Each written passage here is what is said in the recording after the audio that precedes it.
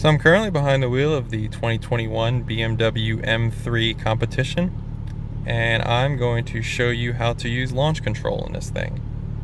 So first off, you have to turn off stability control, and how you do that is right here.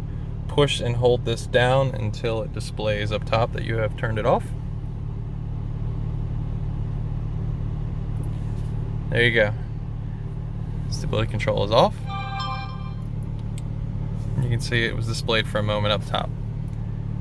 Next, put it in first gear with the transmission turned all the way up.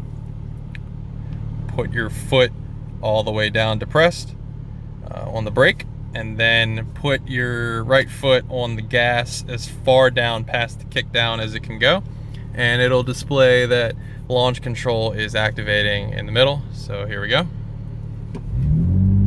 Preparing launch control, and to let go, you get the flag, launch control is active, and you have 3 seconds to go, which I have not done because I don't really believe in recording situations like that and driving, but that is how easy it is to enable launch control in the 2021 BMW M3 Competition.